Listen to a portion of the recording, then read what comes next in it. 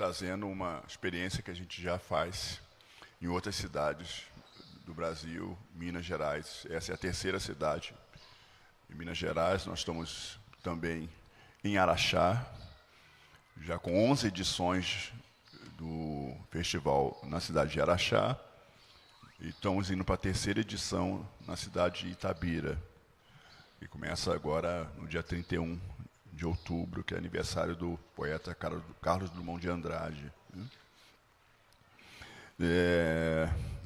O FI Paracatu, como vocês sabem, tem um patrocínio da King Rocks, da Via Lei Rouanet, do Ministério da Cultura, com apoio da Prefeitura Municipal de Paracatu.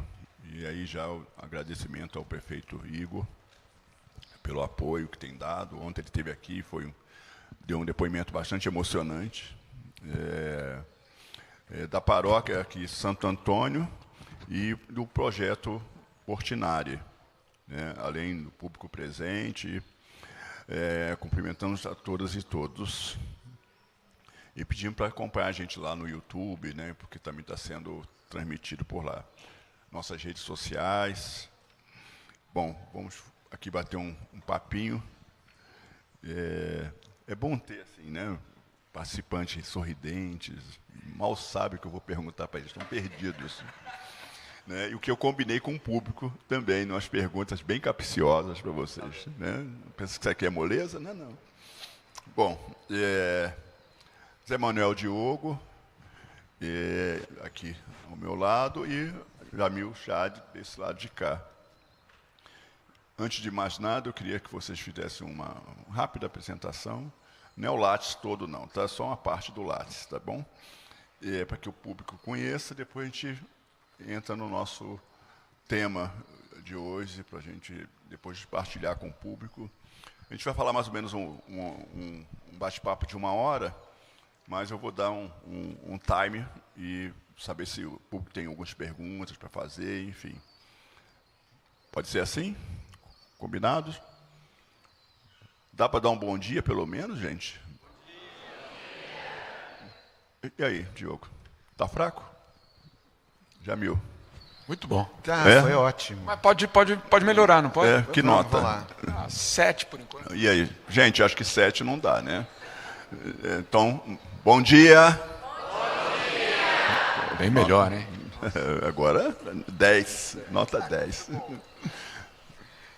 Meu amigo. Bom dia, gente. Já todo mundo tomou o pequeno almoço? Em português do Brasil é café da manhã. E Angola é mata bicho. E as palavras são as mesmas, os códigos são diferentes por conta da geografia onde eles são usados, mas, na verdade, é a mesma coisa, é a gente se alimentar enquanto dá bom dia para cada dia que chega.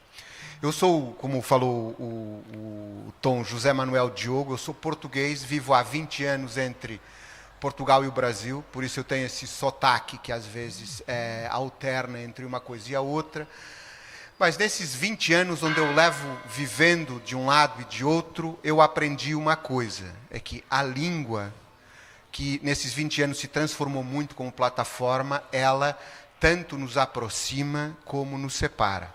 E ela nos separa muito porque, como somos todos falantes de português, e nos consideramos isso, quando o outro falante de português fala de uma forma que nós não conseguimos compreender, nós não vamos falar para ele, eu não entendi. E muitas vezes muito se perde na tradução.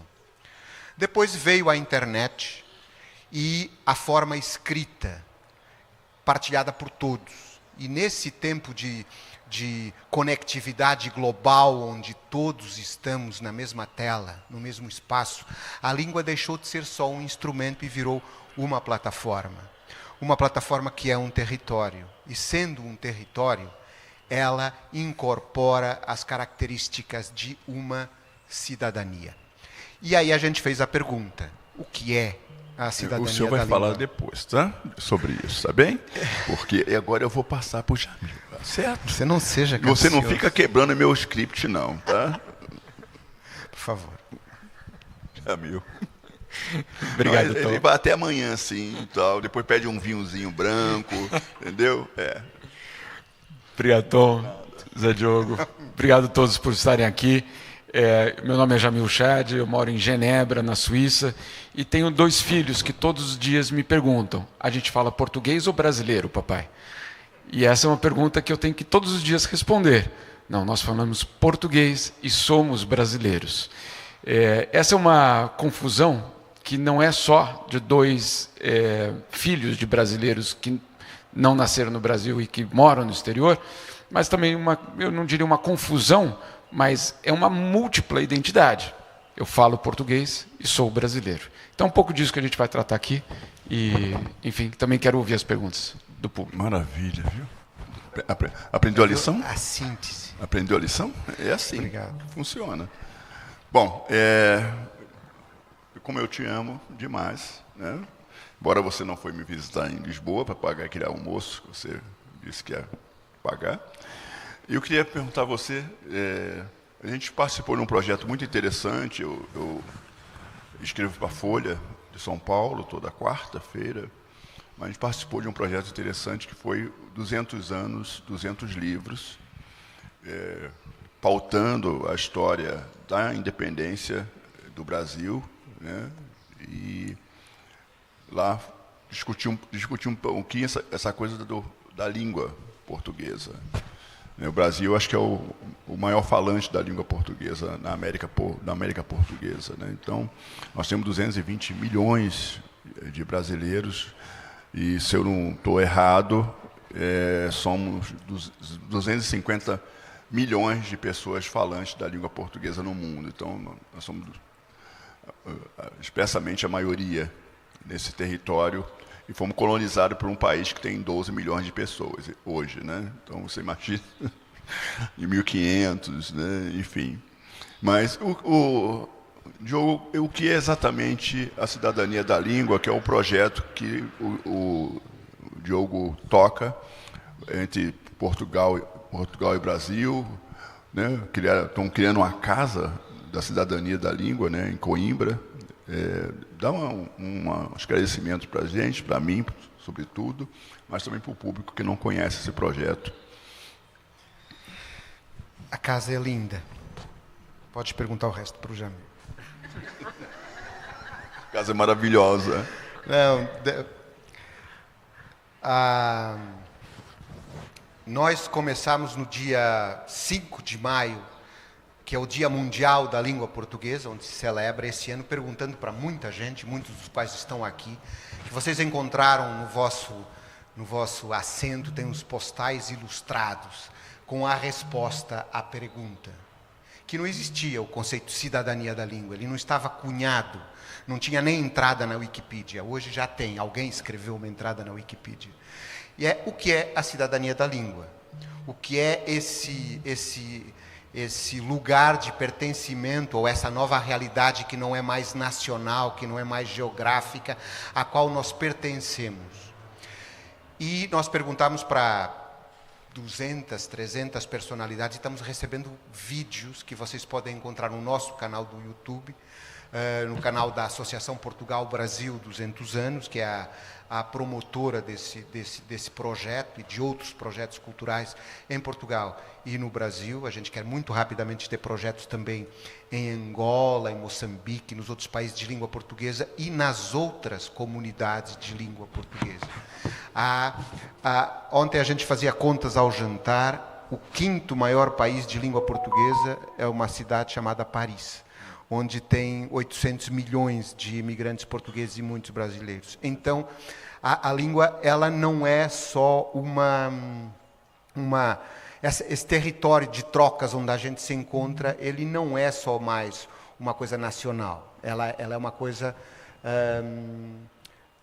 global de pertencimento.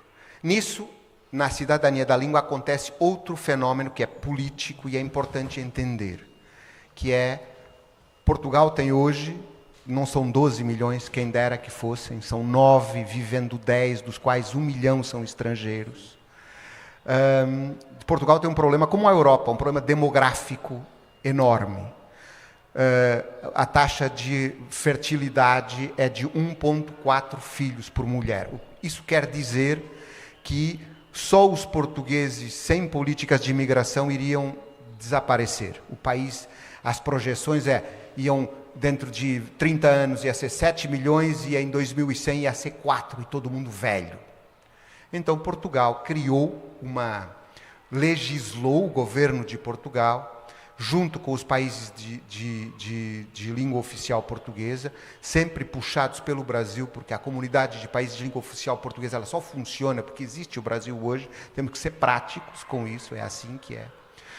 E existe uma lei de mobilidade da CPLP, que é uma lei que está começando agora a ser implementada, com falhas, com dificuldades, mas essa lei, ela permite que qualquer cidadão de um país de língua oficial portuguesa, para morar em Portugal, precise apenas de ter vontade. Não precisa nem de carta de chamada, nem de emprego, nem de mostrar que tem dinheiro, nem de seguro, nem de nada. Ele precisa falar assim, eu moro no Brasil, eu moro em Angola, em Moçambique, em São Tomé, e eu quero ir para Portugal. Assina um termo de responsabilidade e a tramitação necessária é só essa. E isso é revolucionário. Tanto que hoje a gente, em Portugal, tem entre 500 e 600 mil brasileiros morando, que tanto são brasileiros, cidadãos brasileiros, 300 e poucos mil, como duplas nacionalidades europeias, portuguesas, espanholas, italianas, muitos brasileiros que moram em Portugal sendo italianos, mas que na prática são brasileiros. 600 mil em Portugal é 6% da população. E isso é uma grande oportunidade, eu sempre falo, é um grupo de consumo só ultrapassado pelos sócios de um clube de futebol grande, para os quais ninguém está ainda falando organizadamente, para os quais ninguém está ainda produzindo cultura, entendendo as diferenças, mas é muito relevante na sociedade portuguesa esse efeito. Tem cidades que têm metade, cidade de Braga, tem metade da sua população ativa de brasileiros. Então, a gente chamou isso de o primeiro movimento de contracolonização da história, que ele está em curso, está acontecendo todo dia, a gente sente, as pessoas estão... não são só os emigrantes tradicionais, eu vou já terminar essa primeira entrada de explicar o que é esse movimento da cidadania da língua e a casa. Existe falantes de outro português com outra cultura em todo lugar. É preciso que a gente fale com eles, é preciso ouvir a voz deles, é preciso ouvir o que eles pensam, porque esse país já não é só nosso. Quando tem uma população tão grande, ele é deles. Tem uma oportunidade gigante até de salvação para Portugal, porque a questão demográfica é muito importante para uma nação, mas, sobretudo, a multiplicidade de lugares onde a gente, de pertencimentos, de novas descobertas e de criação de um novo território, de uma nova sensação de pertencimento. A Casa da Cidadania da Língua, ela é uma marca, não é só um lugar, ela quer ser muitos lugares. A Casa da Cidadania da Língua, a primeira vai ser inaugurada no dia 12 de outubro, em Coimbra. É um desafio que o município de Coimbra nos fez. A gente gosta muito da vossa Cidadania da Língua, querem fazer uma casa aqui. E nos pediu para a gente gerir e programar uma casa do século XIX, perto da Universidade de Coimbra, lá no centro da discussão histórica da língua, e onde hoje nós queremos que a língua viva do sul, do norte, daqui, de Paracatu, de Luanda, se discuta lá, no lugar onde a história começou. E esse é o propósito. Nós contamos com todos para fazer essa programação, um lugar que vai fazer 3 coisas, vai fazer produção de conhecimento, pesquisas científicas, universitárias, para entender esse fenômeno. mostrar cultura, literatura, fazer residências artísticas, mostrar exposições e fazer publicações. Isso dependerá da vontade que a gente puder convocar, Jamil, e com certeza da bondade das nossas ideias. Foi bom? Acha que repito? Gostei mais de você. Gostei mais de você agora, viu? Obrigado. Aí, Jamil, né, essa questão do desafio, né, das fronteiras. A gente tem 8 bilhões de pessoas no mundo e o mundo está cada vez, talvez, menos linguístico, né, no sentido de que as línguas estão morrendo com uma velocidade muito grande. E nós estamos falando das línguas, sobretudo dos povos tradicionais, né, ou seja, indígenas, e da população. Né? Nós temos 1,5 milhão de africanos no mundo, e esse povo também, de alguma maneira, está perdendo esse território da língua com uma velocidade monstruosa. As línguas que se falavam em Angola, Moçambique, enfim, aí estou falando dos países de língua portuguesa, mas além disso, as línguas crioulas, por exemplo, né, Angola, em Portugal, ainda tem muito ainda, né, ali, sobretudo de Cabo Verde, Guiné, nessa fronteira. É muito interessante quando a gente começa a ouvir as pessoas falando, a gente não sabe muito bem se é português, se é guiense, se é cabo-verdiano, enfim. São fronteiras muito limitadas, mas, de qualquer maneira, a língua está perdendo força. A tecnologia também comporta muito esse território. Né?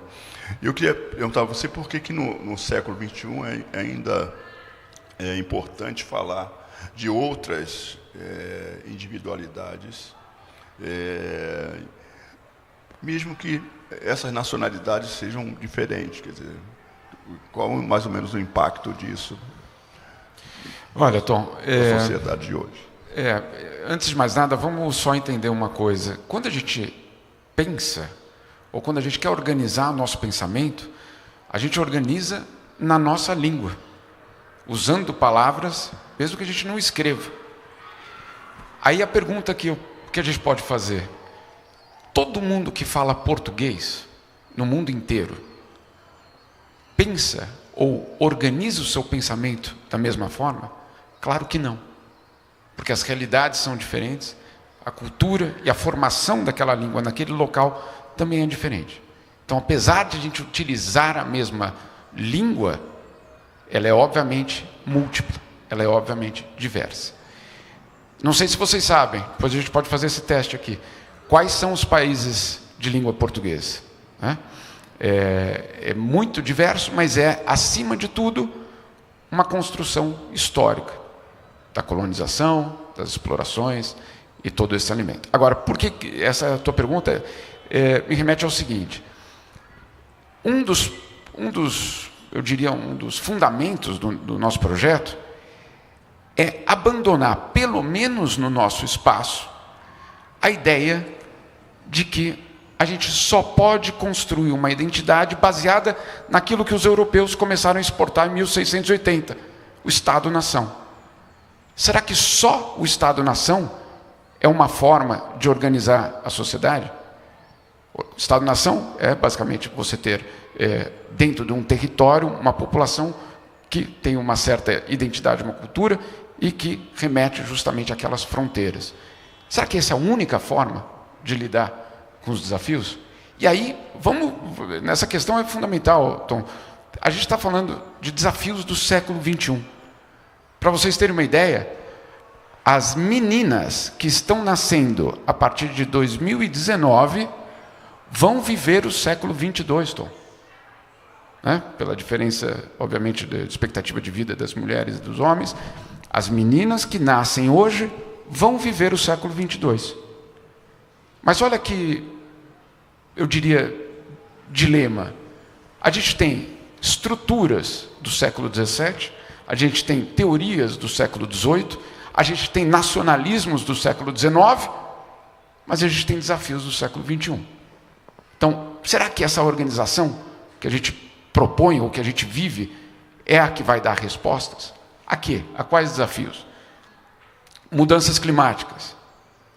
Mudanças climáticas conhecem fronteiras? Não. Imigração, por si só, elas não conhecem fronteiras. Pandemia. O vírus não perguntou, posso passar? Tenho que apresentar passaporte? O vírus não fez nada disso. Então, tudo isso vai exigir uma nova relação entre as sociedades. E o que nós estamos propondo, portanto, é uma nova forma de cooperação e de identidade, que não é a do passaporte, e que sim, vem de uma história da formação de uma cultura.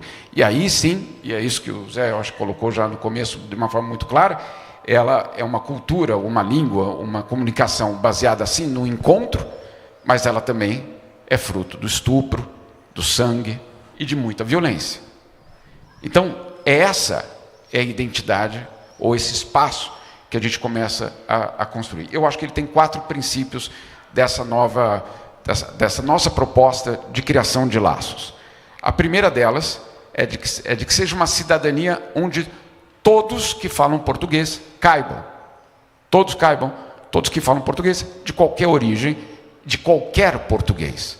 Não um português definido pela academia em Coimbra ou em qualquer outro lugar no Brasil. Toda a comunicação em português possa ser representada nessa cidadania. O segundo ponto é que uma cidadania onde não haja uma hegemonia, que não haja uma harmonização do português baseada em quem fala mais. No caso, o nosso português, talvez do Brasil. Então, que não haja esse elemento de hegemonia. Terceiro ponto, com um forte viés descolonizador. O que significa isso? Escutar. A gente tem um problema muito sério hoje de escutar. Até vamos falar isso no outro painel.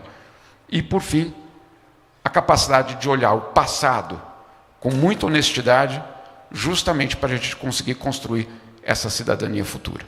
Então, esses são 4 elementos. A casa fica em Lisboa, para quem quiser visitar a partir do dia 12, ela está aberta, é uma casa, fisicamente é uma casa espetacular, bonita, é só a primeira, como o Zé colocou, e lá uma série de programações vai acontecer, seminários, debates, mas também produção mesmo de estudos, e quem está basicamente liderando, ou pelo menos colocando isso no papel, é a Juliana Monteiro, que é a escritora que também está aqui, e ela que está organizando basicamente essa programação. Então, deixo por aqui e vamos conversar daqui a pouquinho mais sobre isso. É até bom que a gente pega os dois já aqui de jeito e pensar nessa coisa do desafio da língua, né? Porque a gente está falando de Portugal e Brasil para fazer uma coisa bem mais específica, né? Mas o quanto é diferente os falares de lá e os falares daqui. Quer dizer, tem coisas que a gente não consegue ter essa dimensão, né? Porque uma palavra tem um significado lá e a outra outro significado aqui. Então, como é que a cidadania pode permitir isso? Quer dizer, essa universalização de falares, de modo que o que eu falo em Portugal, e nós temos tido muitos problemas, a imprensa tem divulgado isso com muita frequência, amigos brasileiros que moram em Portugal, têm tido problemas com os filhos nas escolas, né? Isso é muito impactante em termos psicológico para essas crianças. De alguma maneira, a gente não sabe falar o português, né? De alguma maneira, entre aspas.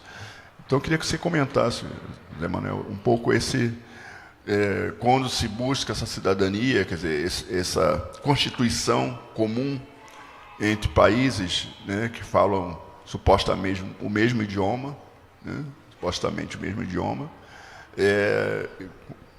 Como é que isso pode ser alcançado nessa dimensão, já que nós somos um país continental, com uma força econômica, populacional, enfim, cultural muito forte, né? Nós somos o país mais negro depois da Nigéria, provavelmente somos 55,9% de pessoas declaradamente negras nesse país. Provavelmente daqui a 50 anos, 60, tenhamos atingido 70%, 80%. Então, é um fenômeno muito grande, porque o crescimento populacional do negro no país ele se desenvolve de uma maneira veloz, né? No final do século XIX, representava mais ou menos 30% da população, quer dizer, 100 anos depois, já somos a maioria. Então, queria que você pudesse falar um pouco sobre isso, né? Tendo em vista ainda que há, né, na memória nossa, ainda resquício das línguas africanas, tanto banto, enfim, como outras línguas, né? Nossos dicionários estão lotados de línguas que se falava né, que se fala ainda, né, nos países de África, e como isso pode conflituar nesse projeto da cidadania da língua, se é que conflitua, né? Acrescenta. Eu queria só pegar numa coisa que o Jamil disse antes, e obrigado pela questão, Tom, que é o seguinte, que é uma das primeiras pessoas para quem a gente pediu contribui, que é a cidadania da língua, foi o Miyakoto, que vai estar com a gente no sábado aqui. E ele, no vídeo que está no canal do YouTube da associação, que todos podem consultar, falou assim: isso da cidadania da língua é uma coisa importante, meritória, mas a gente não pode esquecer, Jamil, e aí não é só os falantes de português, a gente não pode esquecer, dizia o Mia, quem são os dos países de língua oficial portuguesa que não falam português. Nomeadamente em Moçambique, por exemplo, que é um país que tem 30 milhões de habitantes, em que, para 95% da população, o português não é a língua, a primeira língua. Então, isso é também um facto importante. Quanto às palavras serem diferentes, eu cresci numa cidade perto da fronteira com a Espanha e fiz a escola nos anos 70. E houve a independência dos países de África, que faz 25 anos, vai 50 anos, ano que vem, a Revolução da Liberdade em Portugal, que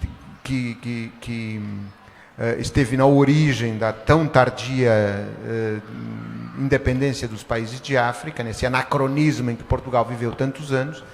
Mas nessa minha infância eu recebi gente que vinha, portugueses que moravam e sempre tinham morado em Angola, sobretudo uma família, que falavam coisas que eu nunca tinha ouvido, né? Falavam mata-bicho, falavam chapa, falavam chewinga, falavam 4x4. Chewinga é uma chiclete, 4x4, que era o extraordinário, era um Jeep, 4x4. Então o chapa 100 era o ônibus, porque custava 100 escudos. Então era chapa 100, é sempre o mesmo, né? Então, não há, Tom, verdadeiramente a ideia é tudo cabe. No mundo desmaterializado de hoje, como o Jamil fala, onde a gente tem que entender como a democracia sobrevive. A gente tem que entender coisas muito mais sérias que a gente hoje começa a entender que são problemas que têm as fontes de poder organizado estão mudando e precisam da sociedade civil que se organize em torno delas para que não sejam só as big corps, as grandes corporações que têm o lucro e os Bezos e os Musks e todas essas formas de organização, de comunicação e de pertencimento que não tem uma ideia que seja focada nas pessoas, no bem-estar das pessoas. Então, os Estados cada vez são mais frágeis fazendo isso. Então, a nossa cidadania da língua é esse pequeno grão de areia, mas que já encontrou até a vontade dos governos mais tradicionais em entender que isso sim é um problema. E a gente está lá com as palavras que não dá para harmonizar, não tem que harmonizar. O que é preciso é conhecer. Há uma coisa que eu falo muitas vezes, a confiança é a coisa mais importante entre todos nós. E a confiança, ela só cresce por cima da cultura. A cultura é o território de toda a confiança. E a cultura precisa ser partilhada. Então, nós, no nosso pequeno universo, o que a gente quer fazer, com uma ideia que a gente acredita que é grande, mobilizadora, trazer as pessoas para que partilhem a sua cultura e que, com essa partilha, a gente possa entender melhor o mundo que vem aí. Maravilha. Estou cada vez ficando mais apaixonado por você, Zé Manuel. Podemos tirar a mesa daqui? Opa. Acha que a Joana vai gostar? Não sei. Não vamos deixar a Joana fora disso, né? Eu passei 3 anos em Angola, de 2009 a 2011, né? E dei aula na Universidade Agostinho Neto, lá em Angola. Meu primeiro dia de aula, todo engravatado, né? Um auditório mais ou menos assim, lotado, e eu comecei a falar desbragadamente, tudo anotado assim, e meia hora depois, um aluno começou a levantar a mão assim, e aí eu falei, deixa eu só terminar o raciocínio e tal. Ele falou assim, é que não estamos a entender nada. O senhor pode falar em português? Mas eu falei, eu estou falando em português. Mas é uma palavra que o Zé Manuel falou agora, né? Facto. E eu estou lá, né? O fato aconteceu. Como assim o fato aconteceu? O fato é um terno, né? É uma roupa. Fato é uma roupa. Você tem um fato bonito, colorido, né? Facto, sim, é um acontecimento, alguma coisa que ocorre. Né? Igual a recessão. O que é recessão? É o lugar que se recebe. A pessoa recebe recessão. Né? Propina é salário. Né? Recebe propina, salário. Então, quando eu falo desses universos, essas fronteiras, né? Porque é tão nosso, né? Angola, eu nunca me senti tão em casa quando pisei em Angola, sobretudo, eu passei um período em Luanda, que é a capital, e também vivi no Zaire, né? Que é uma província, como se fosse Rio, São Paulo, de avião. Eu vivi no Soio, bem perto ali do Congo, fui ao Congo pelo menos 3 vezes, enfim. Mas assim, o quanto a gente se acha senhor, né, da razão, e alguém fala assim, o senhor pode falar em português? Deu um nó na minha cabeça, né? Eu estou achando que eu estou um bom português, enfim. Então, acho que é um pouco por aí, viu, Jamil? Quando a gente fala, não é tão fácil o que eu estou dizendo. Deixa eu só dizer. Mas tem assim, o senhor já falou, Só agora. Uma coisa que vai te ajudar. O senhor tem que pegar a senha para falar de novo, entendeu? É muito rápido. Isso que o Tom está falando, ele é muito fácil de entender lá no YouTube, que a gente tem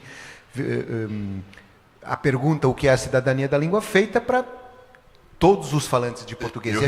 Eu respondi lá. Tá exatamente, lá. você tem o teu também. Então, é muito interessante ver como tão diferente é o português. Tanto que a gente até colocou legendas em tudo, nas mídias sociais, para entender, não só por inclusão, mas por isso também, porque são realmente formas diferentes de falar.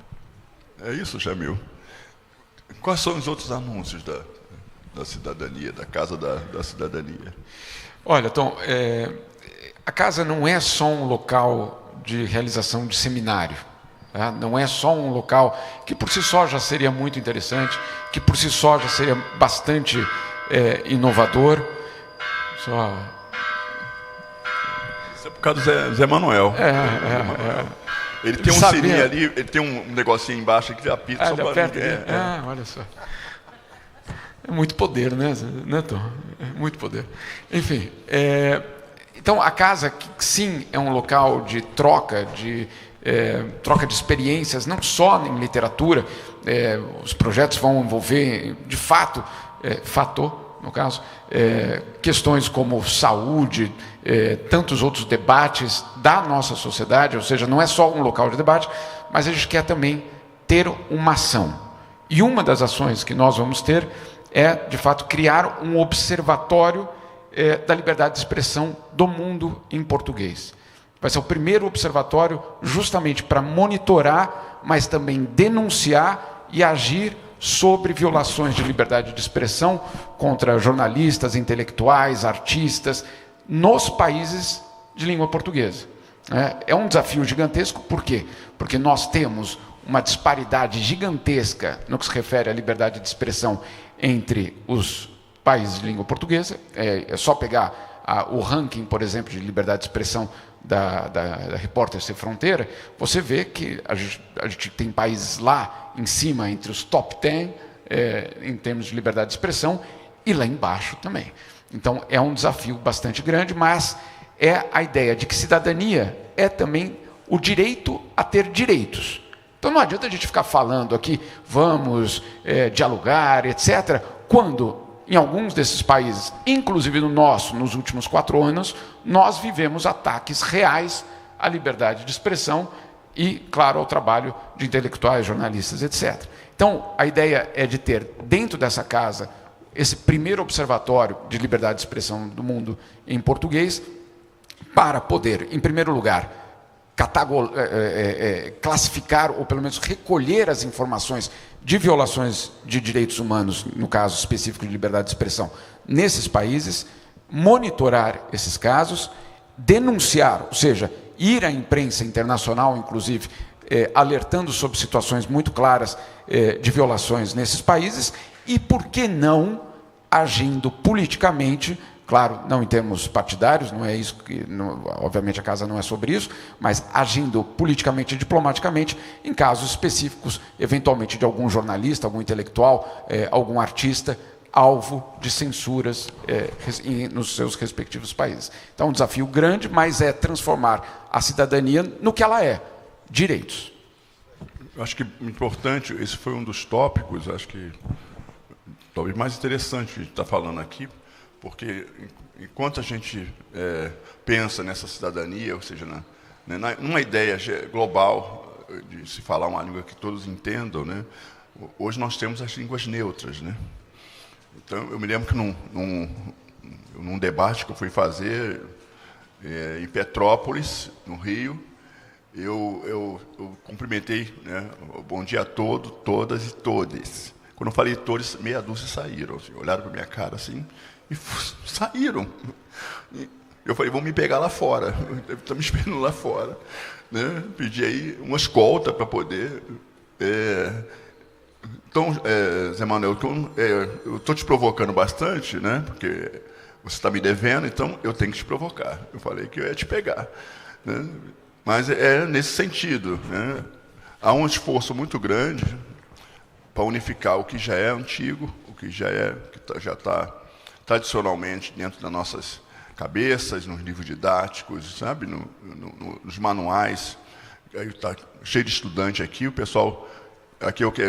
Ensino médio, é isso? Para balançar a cabeça só não adianta, a gente tem que ensino médio.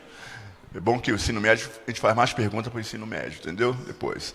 Mas, enfim, como as novas linguagens, não só, eu falo, né, da língua neutra no sentido, né, mas de como há uma língua que circula em determinadas regiões, comunidades, enfim, que ela não se conecta ainda com uma língua oficial, mas ela tem uma força muito grande, como tiveram as músicas, né, o rap, o funk, né, o hip hop, que está fazendo 50 anos agora, né, como isso vão se impondo. Né? Então, acho que também a língua tem isso. Né?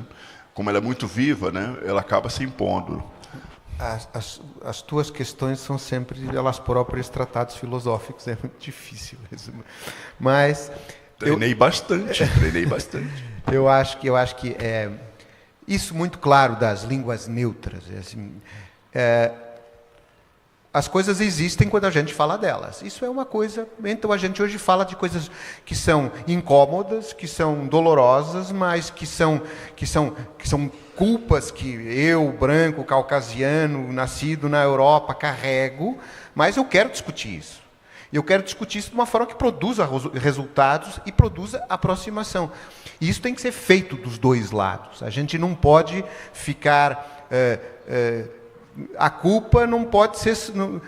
ela tem que ser uma dialética. Que futuro é que a gente quer? Para tudo, né? Desde o tratamento por línguas neutras, ela é uma evolução. Hoje faz sentido fazer isso? Faz sentido a partir de alguém que se sinta representado por isso. O outro que não se sente, já tem todos, todas e todes. Há os todos que são os todos, as todas que são os todos, e os todos que são os todos.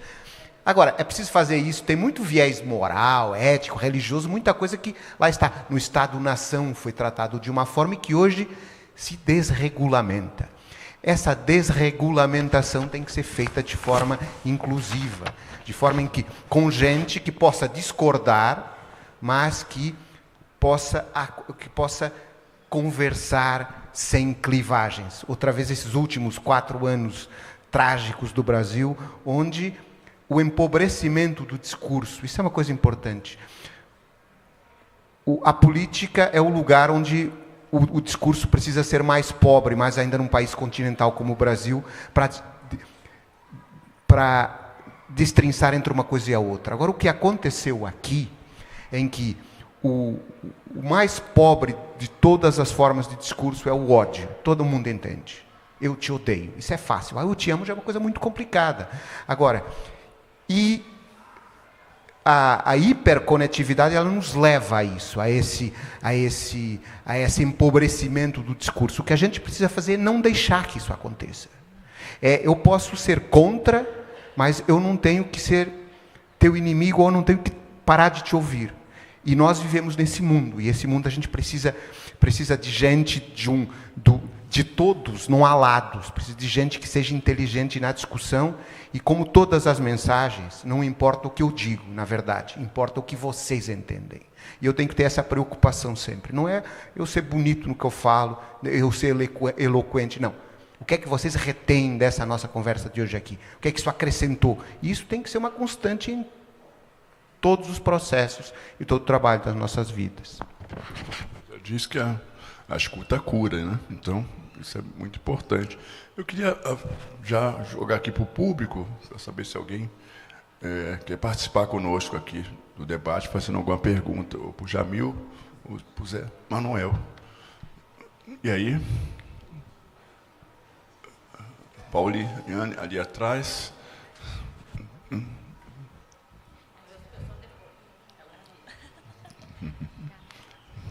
Bom dia para vocês. Muito obrigada pelas falas preciosas. Qual é o seu nome, por favor? Renata. Renata. Não sei se cabe aqui agora, né, que sempre quando a gente escuta alguma coisa tão fresquinha assim, demora um tempo para elaborar esse pensamento, então pode ser que eu distorça um pouco aqui. Mas me chamou a atenção na sua fala agora há pouco também, para mim, você deu uma deixa nesse sentido. Mas pensando na função da casa em Coimbra, e nessa abertura que agora não precisa, né, somente a minha intenção de ir, a intenção de qualquer pessoa falante da língua brasileira de ir e estar nesse lugar, eu fiquei pensando nesses movimentos agora, movimentos não, né? Isso não sei que nome que tem isso, esse horror xenofóbico que brasileiros estão sofrendo, né? E que outras pessoas também de outros lugares, não só brasileiros em Portugal, mas pensando nessa quebra de fronteiras, né? Essa ilusão nossa de fronteira, o que isso provoca e que tem alguma ação já sendo pensada para isso, ou a própria existência da casa já é pensando nisso? Essa é a resposta. Pergunta para os dois, tá? Isso. Obrigado. Eu tenho micro, você não tem. Eu não tenho? Já vou devolver. Já tem.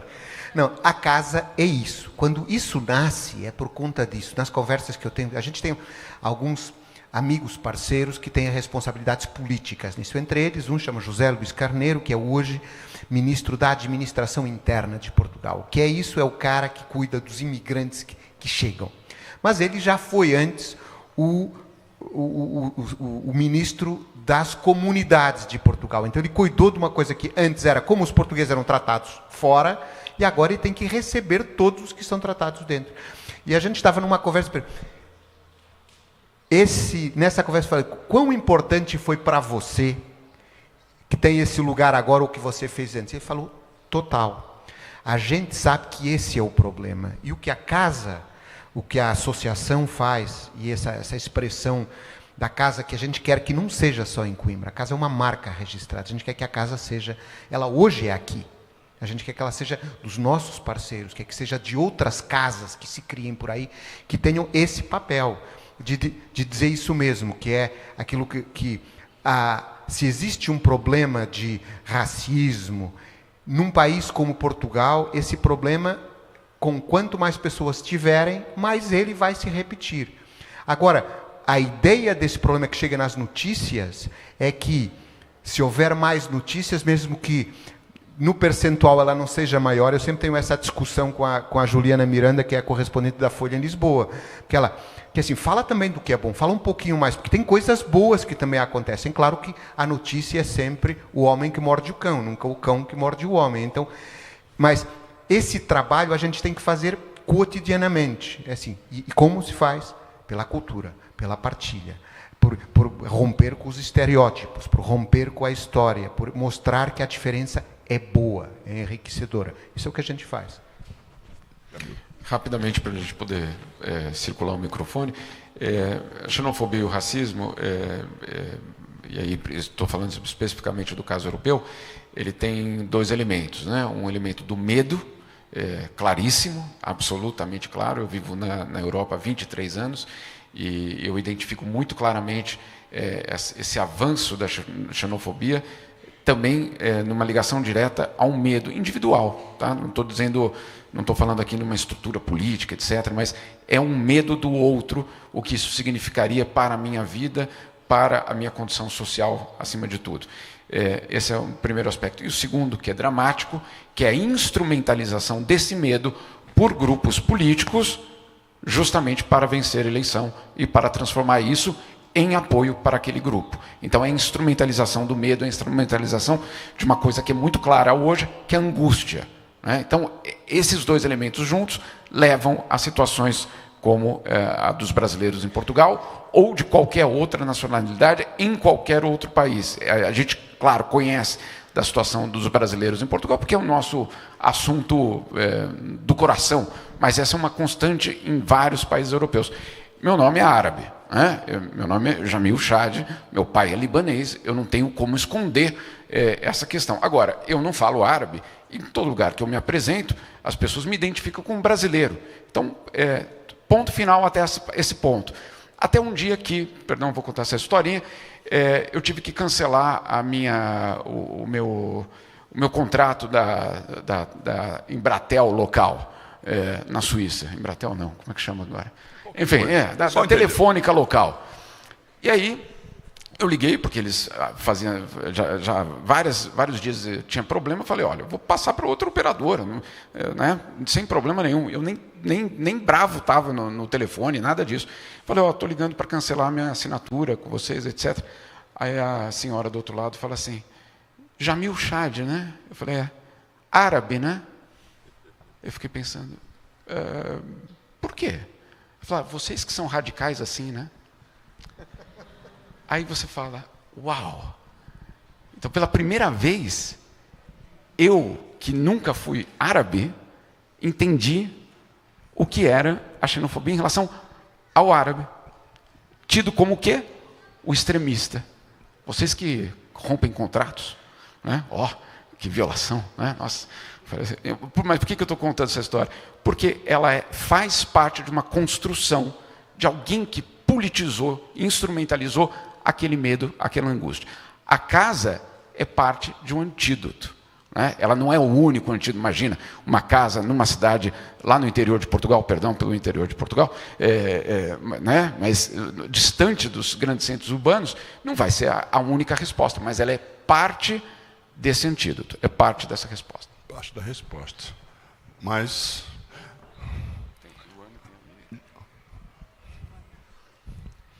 Então, eu estou adorando ver os três falarem de uma coisa que me intrigava, porque ela... Qual é o nome da senhora, por favor? Desculpa, meu nome é Silvana Gontijo.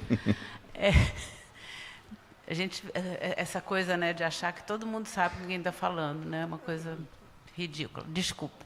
Mas falarem de uma questão que eu estou olhando com muito cuidado hoje, a questão do medo. né? O medo é talvez uma das grandes potências, né?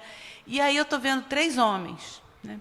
Existe uma questão do feminino que é muito bem-vinda, eu acho, hoje nesse mundo, que é aquela mãe que fala assim, não, desmistifica o medo, né? Então, essa colocação do feminino no lugar de quem lida com o medo como um processo natural, mas que você pode desconstruí-lo, falta nos discursos dos homens, de um modo geral, né? Porque eles não aprenderam esse cuidado. Estou super generalizando, obviamente, e eu quero que vocês 3 me provem o contrário, que eu estou errada. Mas falta, para mim, no discurso masculino, né, e gestor do poder no mundo, né, uma dose de maternidade, uma dose de acolhimento do medo. Porque, senão, você fica só rebatendo o medo com mais raiva, e a coisa vai não crescendo, né? Então, quando a gente está falando de acolher o medo e desmistificá-lo, eu espero que esse seja um dos momentos da casa para a gente tratar disso. Maravilha. Pauliane, pode ficar contigo o microfone. Eu muito rapidamente, só com uma... Graças a Deus. É verdade que hoje a gente está 3 homens aqui, mas a casa tem uma curadora mulher, a Samantha, que fica em Florianópolis. Em Santa Catarina, em Florianópolis, mas o nosso primeiro momento de lançamento foi em junho, em Coimbra. E a primeira fala foi da Jamila Ribeiro. Ela nunca tinha ido na Europa. E a gente convidou... Não tinha ido em Portugal. Nunca tinha ido em Portugal, desculpe. E a gente... Ela tinha estudado na Europa. Ela estudou na Europa. E a gente pediu para a Jamila isso mesmo, que é... Porque não é porque... É porque a gente quer, mas a gente precisa encontrar. Então é isso. A casa, ela está aberta a isso. Muitas vezes, essa necessidade, ela faz parte do movimento de crescimento, Silvana. Assim, a gente precisa... É verdade, e a interrogação, mas a gente carrega ela e a gente pede aqui, por favor, é preciso esse olhar feminino que nós, como homens, tentamos entender, mas não é o nosso lugar de fala. Por isso a gente pediu para a Jamila falar esse lugar de fala, que é lugar de raça, lugar de gênero, lugar de diferença, lugar de minoria. Nós queremos ser esse lugar também. Então, ele está lá, ele é vosso. Por favor, venham. É isso que a gente pede. Bom, quando a gente fala em raça, a gente precisa racializar as coisas, né? O masculino e o feminino. Raça branca, raça negra. A gente só racializa uma parte. Tanto que tem um racismo. Preconceito já é outro universo. Quando a gente fala de racismo, nós estamos falando de uma categoria, de um corpo social. Não tem jeito. A mesma coisa é a questão do gênero, né? Então, a gente pensa o gênero de uma maneira subalternizada. A gente vê exatamente formações masculinas, pensamentos masculinos, cada vez mais fundante dentro de um patriarcado que não quer se extinguir, não quer ir embora, não quer largar, como dizia minha avó, não quer largar o osso, né? O mundo já foi matriarcal, né? Já foi matriarcal, e era um outro mundo. O senhor está me interrompendo o meu raciocínio. Gente, é um caso... Mas assim, então acho que o que você fala é tão importante, porque também nós precisamos nos educar a esse tipo de comportamento, que nós não temos, a gente só vai se dar conta depois, né? A gente pensa num evento literário e vamos chamar o Zé, vamos chamar o Jamil, vamos chamar o Sérgio, e depois fala assim, não tem mulheres, né? Não tem escritoras, não tem pensadoras, e tem um monte, e até muito melhor do que a gente imagina, né? E o mundo acadêmico está provando isso cada vez mais, como as mulheres estão acessando a academia, né? A gente vê na plataforma do Lattes, do CNPq, né? O número de teses e dissertação de mestrado está lá infinitamente, as mulheres no topo desse pensamento, está aí, né, um comportamento social muito grande, mas ainda é algo fundante, que está dentro da nossa gênese, né, desse comportamento que vem sendo reproduzido na educação desde pequeno, né, é muito fácil, né, um menino dar uma paquerada numa menina e os pais acharem aquilo, opa, né, meu filho é homem, né? Tá? Mas quando é o contrário, a coisa muda de figura, completamente muda de figura. Então, é só uma pitadinha do que falou. Acho que a Luana quer falar. Eu acho que é um déficit gigantesco da casa. Gigantesco. Não tem outra resposta, porque de fato não é assim, não é representativa, assim ela não cumpre a sua função de antídoto, e ela não acolhe justamente nem o medo, mas vários outros aspectos, vários outros. O medo é um deles. Eu sei, eu entendi. Mas, de fato, é o déficit hoje dessa estrutura que está sendo montada. Próxima, Pauliane. Bom dia para todo mundo. Eu sou Luana Tolentino. E aí, ouvindo vocês falarem da língua, né, dessas diferenças, o Jamil perguntou quantos países no mundo falam a língua portuguesa. E essa conversa toda me fez lembrar de um projeto que eu fiz. Eu sou formada em História e durante mais de uma década eu dei aula em Educação Básica. E aí, em 2013, justamente para enfrentar esses preconceitos, as diferenças, o racismo, esse nosso desconhecimento dos outros países que falam a língua portuguesa, eu promovi um projeto de troca de cartas entre meus alunos de Ribeirão das Neves, um município aqui de Minas, e de uma escola de Moçambique. E aí, quando o Tom fala que os angolanos não estavam entendendo o que ele estava falando, e eu acho que uma das coisas mais bonitas desse projeto é porque todo mundo entendeu todo mundo, mesmo com as particularidades da língua, né, as expressões, enfim.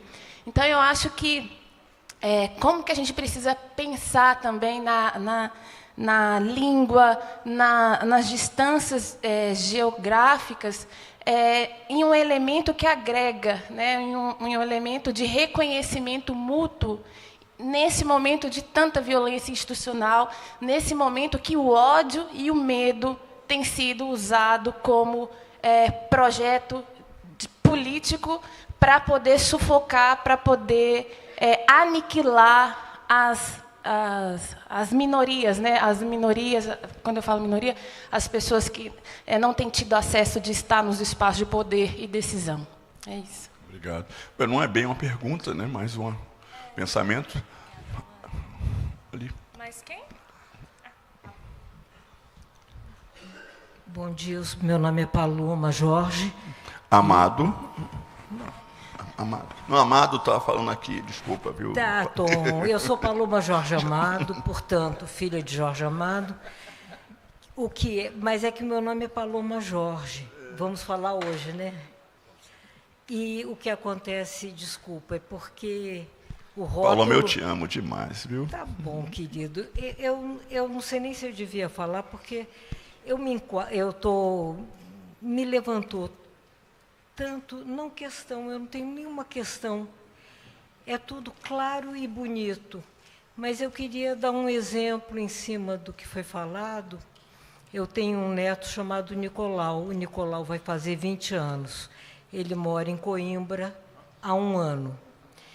E o que eu queria contar é que quando... eu não sei se todo mundo sabe, deve saber, que esses jovens que terminaram o colégio no meio dos 4 anos de ditadura do ódio e, ao mesmo tempo, da pandemia, porque a pandemia teve um fator grande nisso, ficaram jovens muito desalentados, sem saber o que fazer. Dou um exemplo do grupo do colégio do meu neto, que era o Leonardo da Vinci, em Brasília, um bom colégio. Os meninos que eram mais expressivos e, como o meu neto, outros tinham bolsa, eram bolsistas por mérito, eles ficaram inteiramente desiludidos com a vida. A menina que ia ser a grande campeã do Enem, primeiro lugar de matemática, tentou suicídio 2 vezes. Um outro que ia ser o grandão da engenharia abandonou o estudo, não concluiu o 3º ano. E eu vi que meu neto, tudo que ele queria era jogar joguinho eletrônico. Ele não ia para o colégio e não fazia as atividades dele. E ele, não fomos nós, disse: eu quero ir embora do Brasil. Ele tinha acabado, e aí eu entro dentro da cidadania. Ele tinha acabado de receber passaporte, cartão de cidadão português, que o avô dele era português, e o meu genro, fez os trâmites. E ele disse: eu vou embora, eu vou estudar em Portugal, vou estudar Direito em Coimbra.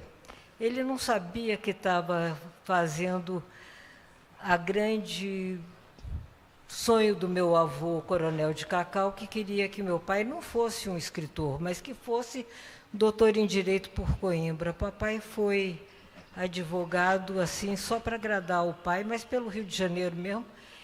E o meu neto estava querendo ir. E aí o que eu vou dizer é o seguinte: ele foi como português. E aí tem uma grande diferença das crianças. Estou falando dessa geração mais nova que está indo para Portugal. Muitos vão com a nota do Enem, eles vão como brasileiros. O meu neto foi como português, porque é muito caro estudar em Coimbra. E a minha filha e meu genro não tinham como sustentá-lo lá e pagar a universidade.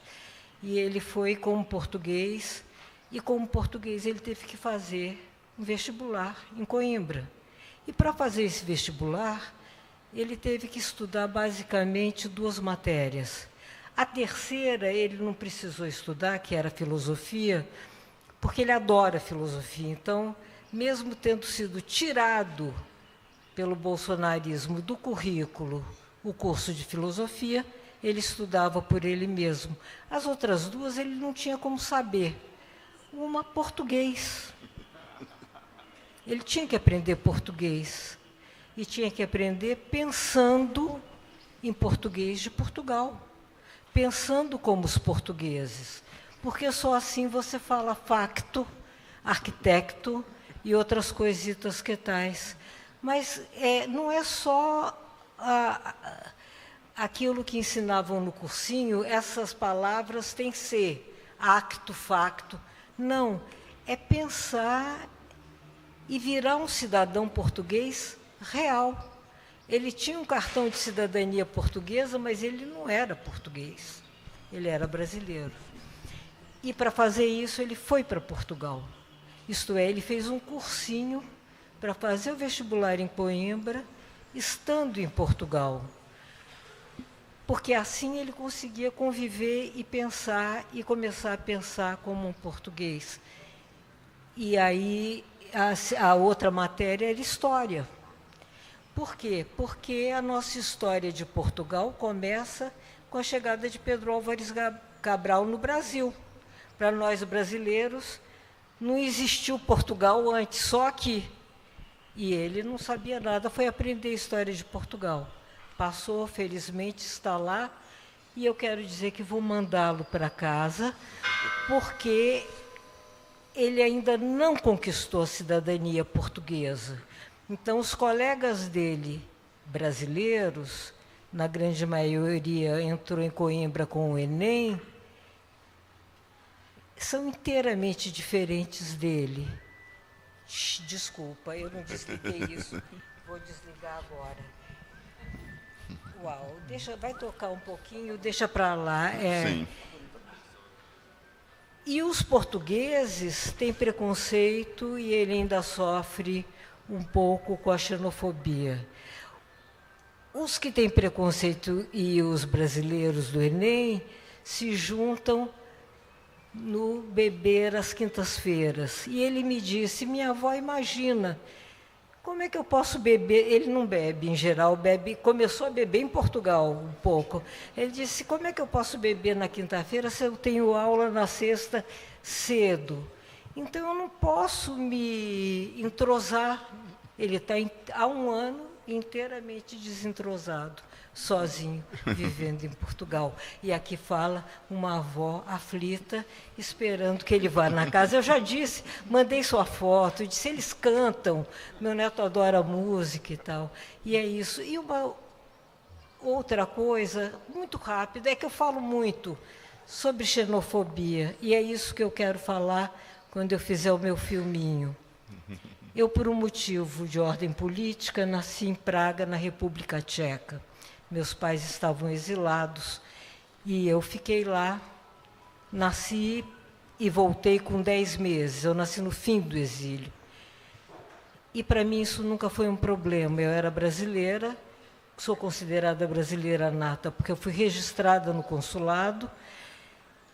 E pronto, vivi no Rio, vivi na Bahia, e depois que eu casei, um dia fui morar no Maranhão e fui convidada para ser secretária de Cultura. E fizeram uma campanha contra mim, escrevendo meu nome no Teatro Arthur Azevedo. Escreveram bem grande, Paloma não, vai embora daqui, e outras coisas que as minhas filhas da época, com 6 e 8 anos, diziam, por quê? Por que escreveram o teu nome? E aí eu fui procurar a pessoa que liderava a campanha contra mim, e ele me disse, você não nasceu aqui. E eu, que nunca tinha tido nenhum problema quanto a isso, descobri o que era xenofobia. E eu não tinha nascido em canto nenhum do Brasil. Aí eu descobri que a minha cidadania era a minha língua. E essa descoberta foi confirmada quando eu não consegui obter passaporte italiano. A gente é doido por um passaporte europeu, né? A gente aqui. E eu podia, minha mãe é 100% sangue italiano, mas o Berlusconi cortou. Acontece que eu nasci em Praga. E a Tchecoslováquia é uma comunidade europeia, não é mais Tchecoslováquia, é República Tcheca. E eu tentei pedir um passaporte tcheco. E você só pode obter passaporte tcheco falando tcheco. Eu sei 2 palavras, Dobrý den, que é bom dia, e Smirslina, que é sorvete, coisa de gulosa mesmo. E, no mais, eu preciso morar lá 5 anos. Você não é cidadão tcheco se não falar tcheco. E vai falar tcheco, é difícil para burro. Aí já desisti imediatamente. Então, você vê que tem essa coisinha. A minha dificuldade maior no pensar, vou concluir com a última coisa que eu pensei. Um dia meu pai foi perguntado qual é a sua palavra preferida da língua portuguesa. E ele disse bunda. E a segunda, abacaxi. Uma é quibundo e a outra é tupi. Portanto, nenhuma das duas língua portuguesa, mas é da língua brasileira. Então, eu quero dizer a vocês que me assombra muito quando eu vejo chamar bicho de estimação de pet, cachorro de doguinho. Você tem um doguinho? Eu já ia dizer o palavrão aqui. Não tenho doguinho, nem um catinho, eu tenho gato. E aí isso me preocupa, essa influência e essa transformação, porque é tão natural para mim que a gente fale quibundo e fale tupi e fale pataxó, a língua da minha avó, mas não me é natural os americanismos que sempre entraram na nossa língua. Desculpa a demora. Paloma Jorge Amado. Por isso que é anarquista, graças a Deus, né?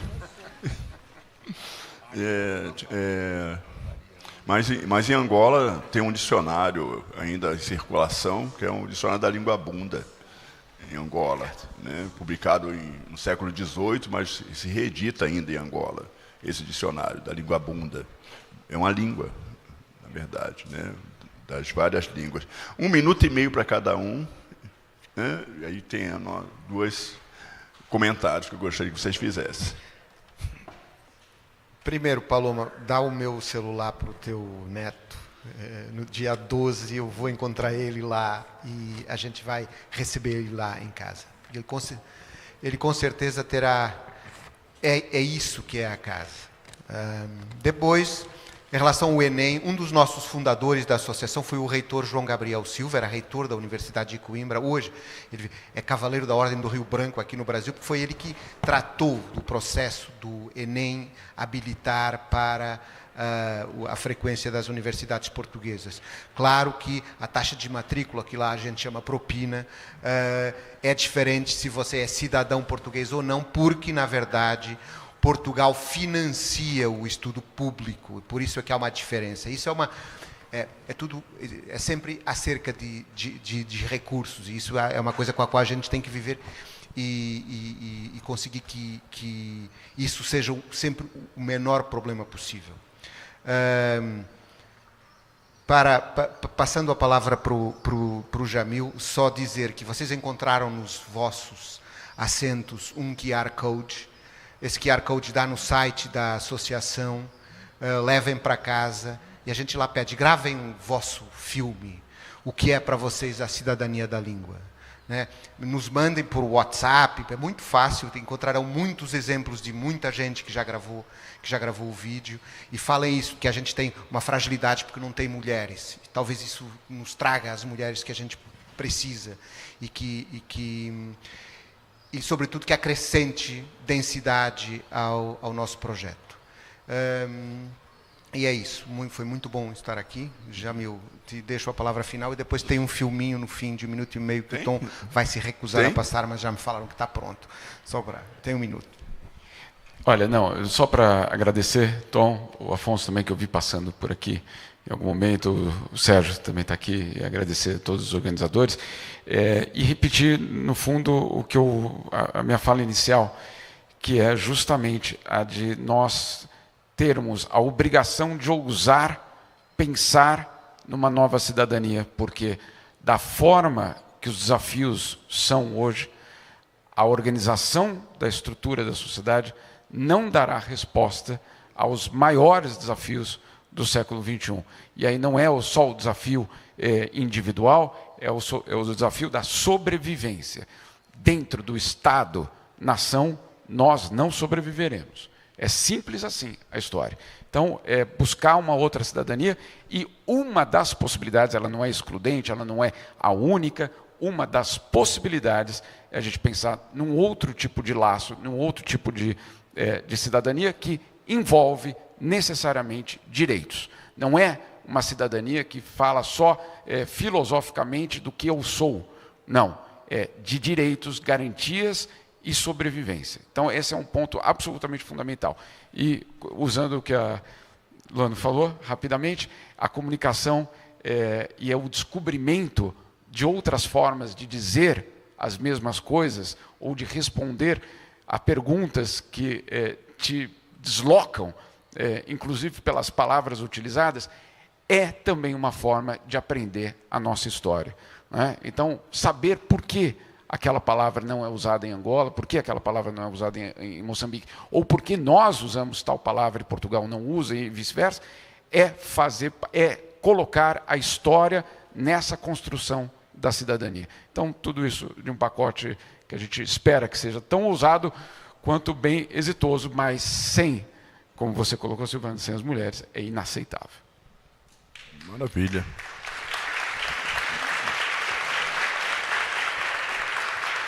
Você falou, está quebrando meu esquema, né? Está quebrando meu esquema aqui, tem filme, mas os estudantes querem... Alguém quer fazer uma pergunta? Aí?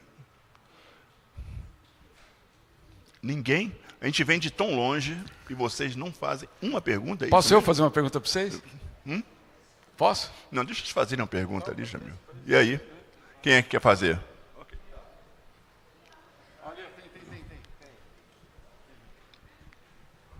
O nome, a escola.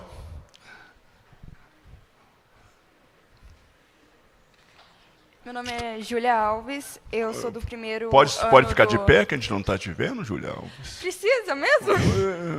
Oui, madame. Eu sou do primeiro ano do Colégio do Eliseu. Eu acho que, eu consegui entender pela palestra.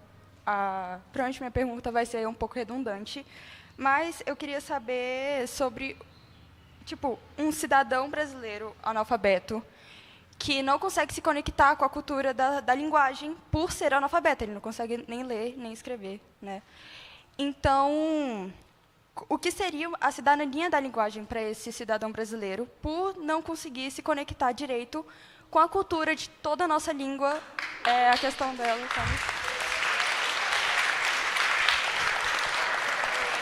Olha, se eu soubesse, só perguntaria aos estudantes, tá? Porque a melhor redundância que teve foi essa pergunta agora.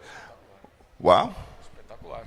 Antes de mais nada, espetacular, porque justamente quando a gente fala em direitos, é o direito, primeiro, à educação. Né? Então, é absolutamente fundamental que essa cidadania represente também a garantia de direitos, a construção desses direitos.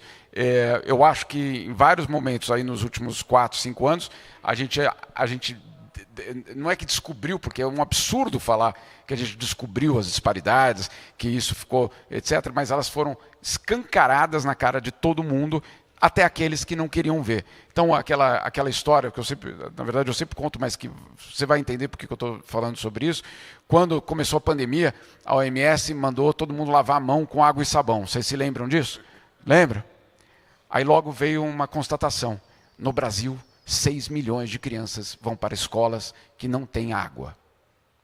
Então, calma aí. Né? Aonde está essa cidadania? O que ela representa? A cidadania é o direito a ter direitos. E essa é uma construção que a gente vai ter que fazer todos os dias e que vocês aí, quantos anos vocês têm? Perfeito. Vão ter que lutar, porque talvez a minha geração...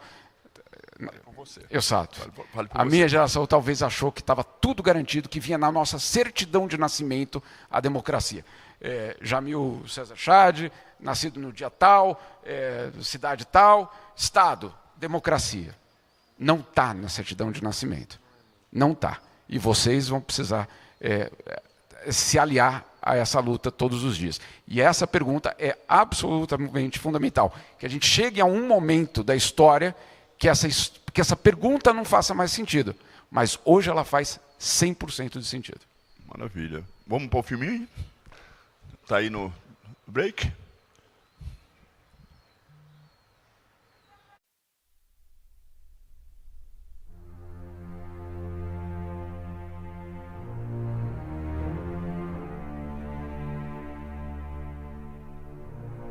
Imagina um lugar onde a cidadania é a tua língua. Lá, a identidade não será apenas nacional, mas cultural, de comunicação e até de afeto. Um espaço para debater, estudar, abrir fronteiras e criar uma nova relação entre os países de língua portuguesa. Um espaço para associações, governos, jornalistas, editoras, intelectuais e artistas. Um espaço para as pessoas. Esta iniciativa da Associação Portugal-Brasil 200 anos procura o intercâmbio de ideias, conhecimentos e experiências para trazer mais força aos laços entre os países de língua portuguesa, promovendo uma compreensão profunda e contribuindo para a construção de uma comunidade mais coesa. Agora, quando o território se apresenta desmaterializado e a língua não é mais um instrumento, mas sim uma verdadeira plataforma.